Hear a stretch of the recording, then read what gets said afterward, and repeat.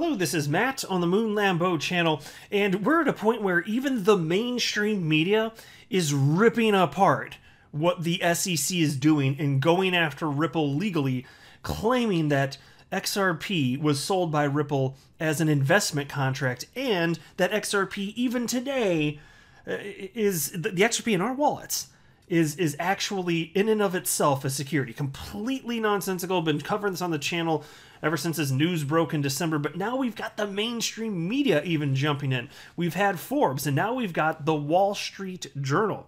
This is a new article that just popped up, and I want to share this with you and run through this because it's just the most fascinating evolution of an understanding of what's going on here, as well as the implications for the crypto asset class as a whole, just at large. And we're at a point where, like, nobody is buying this SEC line of crap about just all of these allegations that I've been covering ad nauseum for just months on end at this point.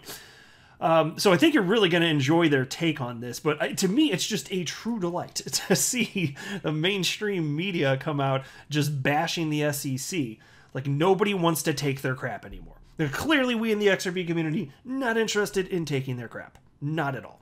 But now it's clearly not just us, because these people, they don't even all necessarily have some sort of stake in Ripple the company or XRP, the decentralized cryptocurrency, but still, it's just people, unbiased, third parties, using simple logic, right? You don't have to be a genius. You don't have to have a legal background to know if something, an action that the SEC or anybody is taking is unethical or unjust, unfounded.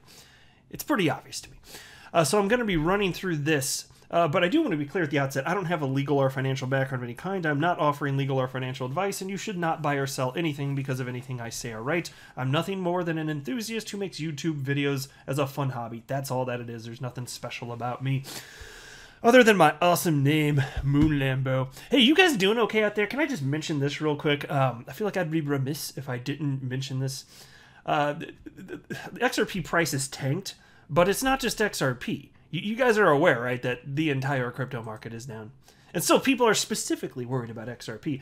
And so I went through the top 50 coins before recording. There are 2 out of 50 that are in the green over the last 24 hours. So 48 out of 50 down. Some of them down quite substantially. The market moves in tandem, folks. It really does. The sky is not falling. And so I wanted to check in on people. I put this tweet out 47 minutes ago. Excuse me. And I wrote the following. Is everybody doing okay out there? 48 of the top 50 coins are down today, which, of course, I take as proof the sky is falling and probably everything goes to zero forever. Because emotions. And so obviously being a bit sarcastic, I think people picked up on that. And then I picked the perfect GIF for this tweet. If you can look at your screen, just look at this glorious GIF right here. I typed in, for the little GIF section, I typed in dumpster fire, and this was bestowed upon me. It's a dumpster floating down a flooded area, and it's on fire. Like, this is absolutely perfect. And I don't know if if the fire was photoshopped in or something, because you know with the GIF, it looks all grainy, even though you can tell it's like a real video. I don't know for sure if that's a real, I hope it's a real fire, but it could have been photoshopped in. Regardless, it doesn't matter. A dumpster floating down the river on fire. It's perfect. It's absolutely perfect. And so I had to share this with you. But guys, like, I know for sure that people are concerned out there, and I'm just going to share with you this, and I'm not offering financial advice, but I've been in this since November 2017, and this stuff simply does not faze me. It simply does not. Consider this. During the last market cycle, from 2015 to the end of 2017, Bitcoin had 9 major corrections that presented an average drop in price of 37%. And so we're seeing something like that over the last 24 hours. And I know this isn't based upon fundamentals. Nobody's looking at all these cryptos and be like, oh yeah, it's actually the case that none of these do make sense. And mind you, almost none of them make sense. I'm just saying, that's not what people are doing here. It's emotional buying and selling. It doesn't matter. They're behaving just like last market cycle. It doesn't freaking matter. Now in the future, fundamentals will matter, and people will in the future, I believe, sufficiently parse out the differences between them, but that's just not happening today. So calm your ass down. It's going to be okay. I'm just sharing with you. So if you're stressing out there, I just wanted to like take a moment to be like, it's okay. It's okay. You can sell if you want to. I'm not telling you to buy or sell. I'm just saying, to me, it doesn't make sense to panic over this stuff. I mean, do you really think that this is the moment that it's gone down and it's never going to come back and we are screwed? Like, do you really think, and even if this were the top of a bubble and it popped, do you think that crypto is going to zero forever? Because I sure as hell don't. All right, so into this from the Wall Street Journal titled The SEC's Cryptocurrency Confusion. Cryptocurrencies are a new force in financial markets, but their emergence is following an old pattern for better or worse. Wednesday saw a step toward institutionalizing their trade with the $86 billion public offering of Coinbase, the largest U.S. cryptocurrency exchange. But regulators are creating danger for currency developers and retail investors. Yeah, ain't that the truth? And in fact, if you look at this little subheading under the title of this piece, it says, regulators harm investors by filing suits before setting clear rules. So they get it. They absolutely get this, how nonsensical this is. Anyway, continues. The uncertainty is on display in the Securities and Exchange Commission case against Ripple Labs, a digital currency issuer. Now, you know that I take issue with that because Ripple was created after after XRP was actually functionally created. It's a technicality. They're operating in good faith, though, so I'm gonna move past it. I'm not gonna let it burn my biscuits. I'm gonna let it butter my biscuits. That sounds much better. Anyway, the SEC in December charged Ripple with issuing $1.3 billion in unregistered securities based on the company's initial offering of its currency in 2013. The agency says Ripple's efforts to promote and profit from its product qualify the currency as a security, subject to the restrictions that govern sales of equities. Yet court findings in the discovery phase of the suit have highlighted the inconsistency of the SEC's approach. In March, Magistrate Judge Sarah Netburn told lawyers that Ripple, quote, has a utility, end quote, casting doubt on the SEC's view that the tokens are principally a claim on future profits. Yeah, and so that's one of my bigger beefs about all of this, because to me this is a bold-faced lie. It is not difficult to find a huge quantity of use cases of XRP. And in fact, XRP community member and attorney John Deaton has done just that, because he's filed a motion to intervene in the case of the SEC versus Ripple, which I've talked about in this video. I'm not really going to get into it in this video, although there will be some updates coming in within the next several days or so, I think anyway.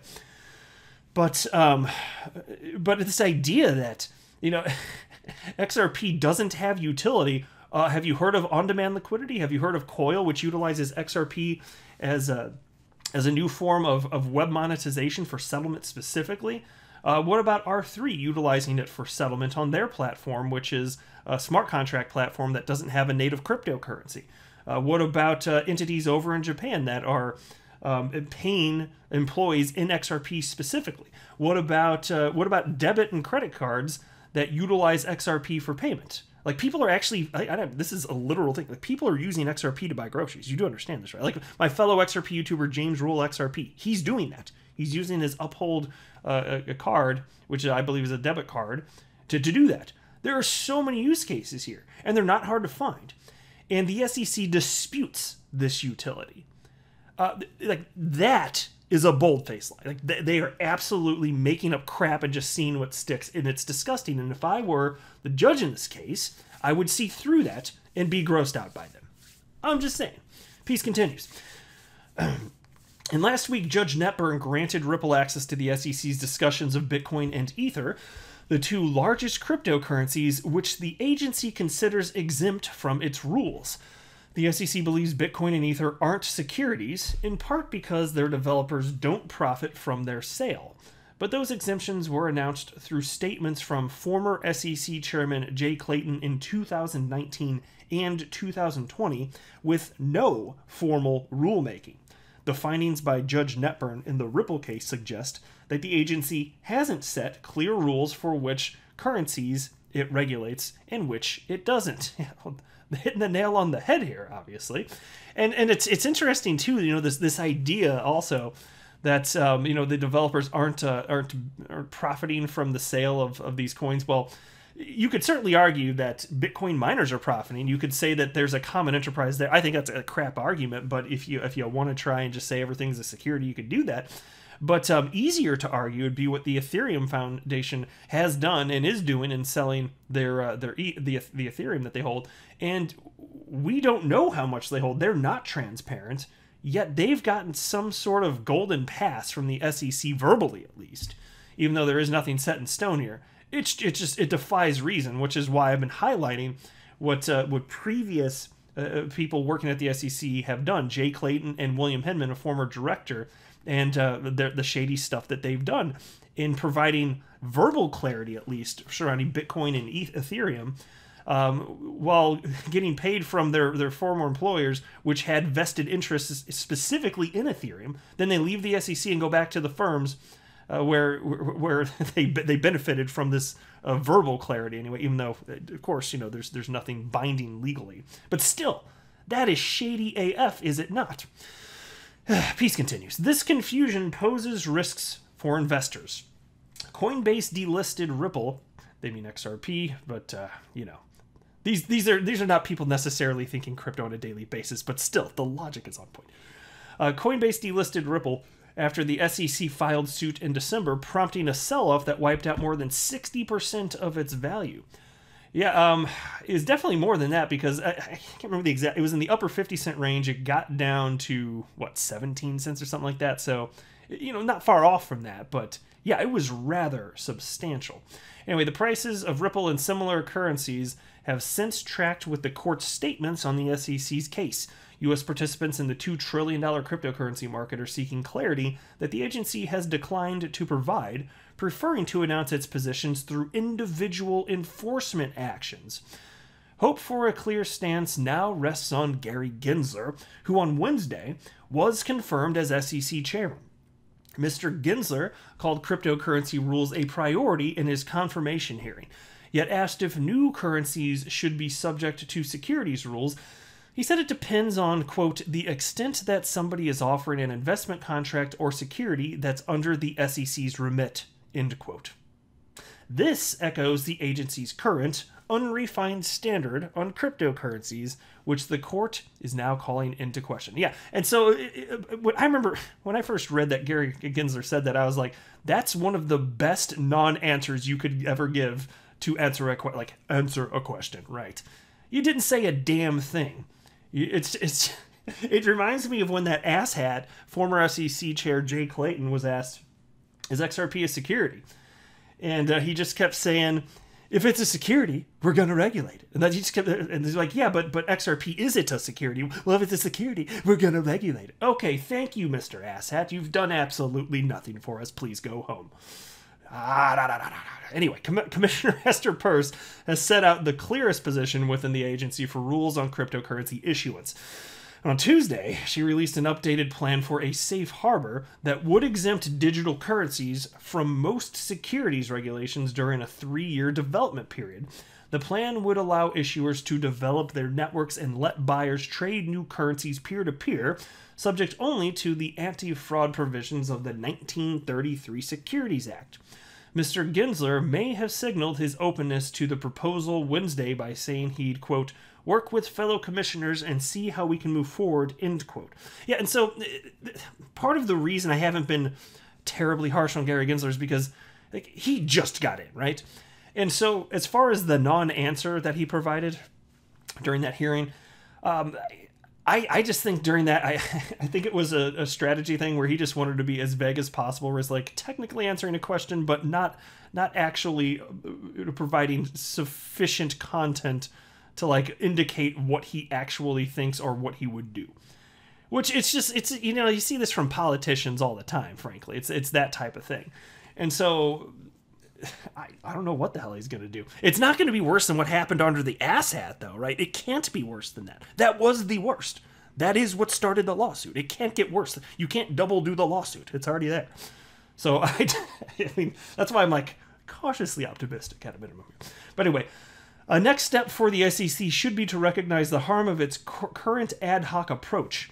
investors and developers deserve to know whether their actions in the market are legal before they read news of the latest SEC lawsuit.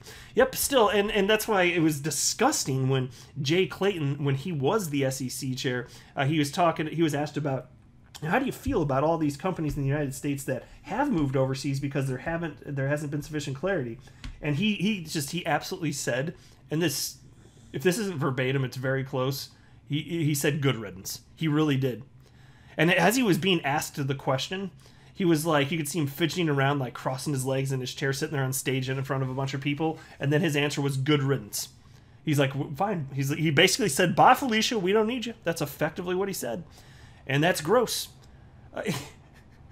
Do you really believe that it's the entities that just don't want to be in the United States? Like they started here, they wanted to be, but you think now they suddenly have something fundamentally against this geographic region, the United States? Is that really it? Or do you think it's perhaps more likely that they didn't feel that they could safely conduct business here because of asshats? I think it's the asshats. You tell me, guys. I'll go ahead and wrap up here, though. I am not a financial advisor. Do not buy or sell anything because of anything that I say or write. That would be a very, very, very bad idea. Until next time, to the moon, Lambo.